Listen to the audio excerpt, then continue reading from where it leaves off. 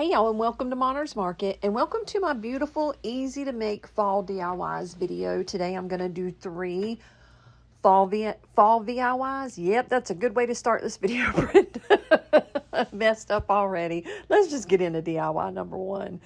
For DIY number 1, I'm going to make you this gorgeous planter, and I love the way it turned out. It is 100% Dollar Tree, and I think it looks way too high-end to be Dollar Tree. But look at this. So these planks and these little long, I don't even know what they're called, they all come from the Dollar Tree, $1.25. I've got 8 of those plaques and 3 of the long pieces. I'm going to paint every single one of them with my Waverly antique wax, because you guys know I love the way it just brings out the wood in anything that is raw wood like this.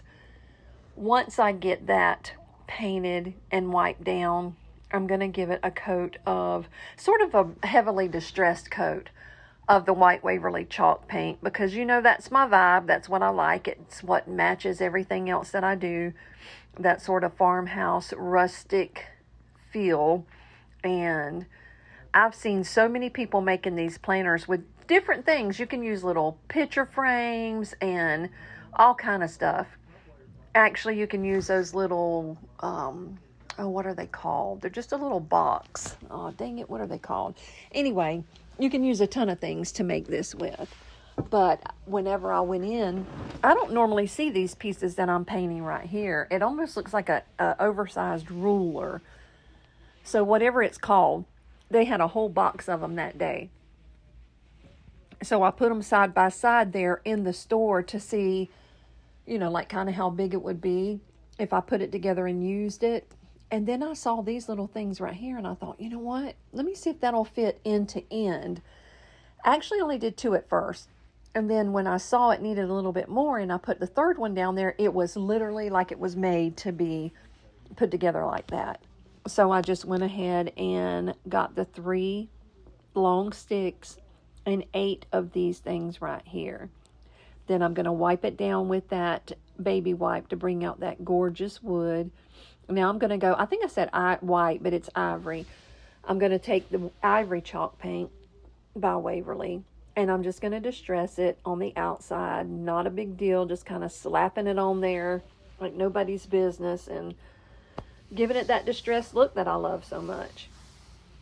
Once I get everything distressed down, like I love it, I'm not even going to say like it, like I love it, then I'm going to go to gluing it together. Now, you can do a couple of things here different than what I'm doing. You can reinforce it with other pieces of wood. You can nail it with brad nails or whatever. But all I'm going to do is use my wood hot glue, and I'm telling you, it works perfect. Now, this right here, I got it a little off. It was too far to one end. So you'll see me taking the heat and putting it on it really, really quick, because if you wait and it dries, you're not getting it off. But all I'm going to do is just heat that glue back up with my hot, oh, come on, Brenda, get it right, my heat gun. And that made the glue ready to adhere again. So once I got that put together, I picked it up and I literally shook it all over just to see if it was going to stay together, and it was fine. So then I'm going to take my end pieces and my side pieces, and I am going to start building my little planter box. Like I said, I'm going to put 1 at each end. And this is so easy to do, y'all. When you're using that wood glue, it just works, and it works very, very well. So I put that piece on down there, put the other piece at the end, and then I started building the ones in the middle. Now, what I had to do is put the 2 end pieces on first, and then I went to the middle piece. There was a little bit of an overhang, so what I had to do is slide it inside the 2 pieces. You'll see what I'm talking about. See how I did it right there? I just slid it right inside the 2 pieces, and then I took a little bit more hot glue and went down the middle on the edge on the inside, and reinforced with more glue, like you see me doing right there. And it held it so good. When I picked that box up and I shook it all over, nothing happened. And I thought, it's either going to fall apart and I'm going to have to start over, or it's going to work. And it worked perfectly. So I'm just taking my white paint that's left on my brush, and I'm going over the spots that needed to be distressed down, the bottom and then the top edge. I didn't see any point at all in wasting the paint to do the inside, because nobody's ever going to see it. Whether it has the flowers that you'll see in it, or some decorative balls, or potpourri, or whatever else I use in it, you're never going to see the inside of it. So I didn't even bother with putting anything on the inside. Now I'm taking a couple of these foam pieces from Dollar Tree. I'm going to glue them down. And then I had to run back up to the Dollar Tree because it wasn't enough. So I had to go buy some more. And this time they didn't have the long pieces like that, which is fine because it wouldn't have worked. But what I did is I bought some of the ones, there's 4 or 5 to a pack, and they're little square ones. So what I did, and you'll see me do it in just a minute, is took my scissors and just cut them right in half. And they cut fairly easy. Yeah, there's 4 of them. And I just cut right around and filled in those blank spots. Not 100%, but enough that, it held up my little flowers as I started putting them in. Now I'm using sunflowers. I'm using yellow mums, and I'm using those little tiny sort of gold, marigold, whatever color you want to call it, flowers, all from the Dollar Tree. I had 1, 2, 3, 4, 5, 6, 7, 8, 9. I had 9 picks. So that's 9, 10, 17, 18, 19, 20. That's $20 times $1.25 is what I have in this. However, my piece that I found that I was copying it from was $89, and it was about 4 inches shorter than this one. So look at how it turned out. Now, what I forgot to do, I got a phone call, and dummy me forgot to record it, but I made a little bow with the tubing. You'll see it on the front here in just a second. And then I took one of those little metal things that say welcome. It's actually welcome, harvest, and something else. And I thought welcome would be pretty. It's a little galvanized piece of thing, and I glued it down. And that's all there was to making this. And I'm telling you, it is solid. Using that wood glue, it is solid. So definitely let me know what you think about this down in the comment section. I love it. Now, DIY number 2. I'm going to be honest with you. I'm not crazy about it. But it turned out cute in the end. This is just a little pumpkin that you can get at the Dollar Tree right now. That was a really rough cut on that one. They're not normally this rough, but this one was pretty rough. So I just took my little sanding block, also from the Dollar Tree, and I sanded all the edges down. And I'm going to go in with my favorite antique wax and bring out that gorgeous wood on this pumpkin. I'm going to paint it on and then wipe it back off with a baby wipe. Once I get that done, believe it or not, I'm not going to heavily distress anything. I know, right? You're thinking, Brenda, not distressing? That's a miracle. But I am going to do a little bit of distressing around the edges. You'll see it in a minute. But I want you to look at this wood, y'all. Look at how pretty that wood starting to pop through is. I did go back and paint the back of this, if you're wondering. I might have done it. I did. I was going to say I might have done it on camera. Oh, no, I changed my mind. So now this is one of our transfers from Chalk Couture, and it says Gather, and it's got them pretty little diddlies around it. And all I needed was the gather part. I didn't want to use any of the other, little leaves or anything. But they are pretty if you're doing something else that, has a bigger surface. Then that would work really pretty. But all I needed was the gather. I'm going to lay it down, and I am going to use my white chalk paste. That was just me using a paintbrush to try to make sure it was sort of even on there. But now I'm going to chalk it in my white, and I'm going to peel it off, and you'll see a couple of little spots where it bled through. But it was an easy fix, because what I did is I took a little bit of that antique wax on a tiny paintbrush, and I just went over the couple of little spots that it bled through on, and it fixed it right up. Now I'm going to go into my stash of ribbons, and I'm just going to find I don't know, 6 or 7 different ribbons that I like, that I think coordinate well. And I'm just going to build and build and build until I make myself a cute little messy bow. Messy bows are about the only bows that I can do that I'm happy with when it's done. I had a DIY with those big fat foam pumpkins where you stack them and put a big bow on top. I scratched that. I showed a friend of mine. I said, I don't really like this. What do you think? She said, no, I don't like it either. So that did not make the cut of the video today. So I may do a blooper thing, you know, a little shorts thing showing bloopers that I don't ever show y'all. Lord, I waste so much money on that stuff. But you know what? I'm human, and to err is human, and I err a lot. But this is just me building my little messy bow out of just random pieces of ribbon that I've had for a long time, and couldn't even tell you where half of them came from. But it's either going to be the Dollar Tree, the Dollar General, or Walmart, because that's basically the only place that, no, I'm lying, or Hobby Lobby. Those 4 places are where I get my ribbons.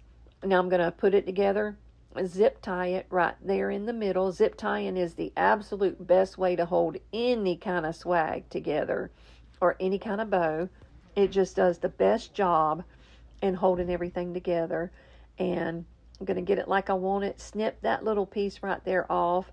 And before I glue it down, I had an idea. That looked cute, kind of like that, right? But I wanted to add something to it. So I thought about taking these little half beads, putting them on some tape. That tape is upside down, so it'll stick to it. So when I go to paint it, it's not flip-flopping and, you know, like running all off the plate and spilling everywhere. And it just keeps it really, really still for me while I paint them. Now I'm going to use my white Waverly chalk paint. I knew I used it in here somewhere. And I'm just going to paint all of those little beads white. And it's sort of a distressed coat. It's not, you know, a really good solid coat of white. It's just a distressed coat, but it covered about 3/4 of my little half beads. Now once I got those done and they dried, I took what was left on my paintbrush there and went around the edge and just barely distressed it. And I look at how much it just sort of makes it pop, you know, it just does. It makes it pop by adding that little bit of distressing. But I didn't think it needed anything else, or it would have looked tacky. But anyway, I'm taking my little half beads and I'm just going to go all around the edge of my pumpkin and put those little half beads on there to just give it a little bit of character and, you know, something else to look at. And I put them on there till my eyes were happy and I liked what I saw. And then I added my little messy bow to the top, and then I added a little twine hanger to the top of it. And when I did that, it was done. And that's all there was to making this cute little $1.25 pumpkin. That's all I got into it because I had everything else, and all of this stuff was in my stash already.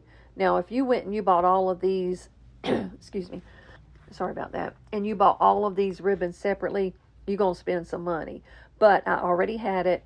A lot of the rolls I finished up on here by using them on my little bow. And now I'm just taking, that's the little pitberry garland, I think so, what they call it. I'm just gluing that to the back. Now I'm going to put my little hanger back on it that was already on it. And that, my dears, is all there was to making this cute little pumpkin hanger. Let me know down in the comments below what you think about my little pumpkin hanger. Do you like it? Or should I have scrapped it too? Because them 3 pumpkins, honey, I tried, y'all. I really did try, but it was terrible. It was not good. But I kind of like the way this turned out. It's very farmhouse. It's very rustic. And I love me some rustic farmhouse. So it's okay. Let me know down in the comments what you think about it. Do you like it or no?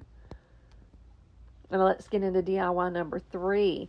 Now, DIY number 3, these pumpkins right here, to me, are so stinking cute. They come from the Dollar Tree.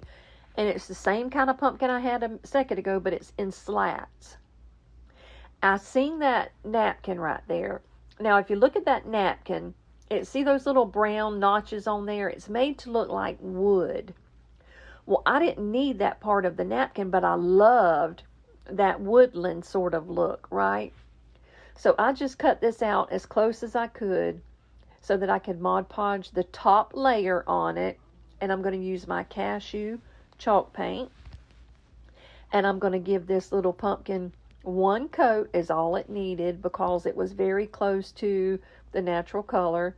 Now I'm going to take my Vintage Effects wash, which is almost identical to Antique Wax. It's the same thing. And I'm just going to mock those little lines that make it look like, what are those trees called?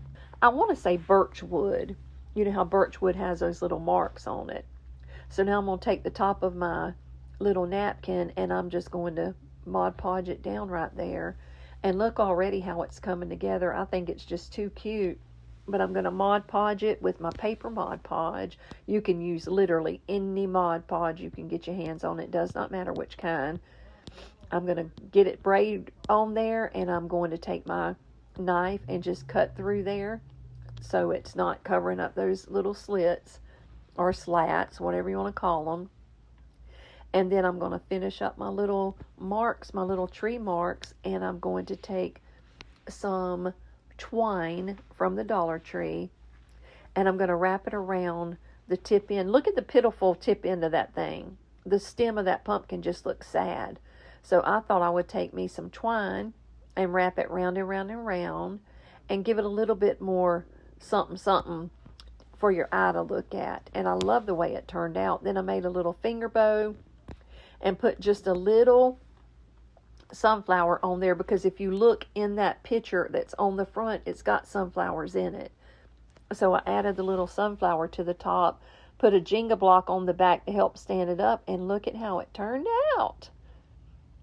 Tell me how you like that down in the comment section. I like it. I think it's just too cute. And you can't even tell that that was a piece of a napkin, in my opinion. But look, that stem looks a whole lot better, don't it? It was plumb pitiful just hanging out there like that with nothing on it.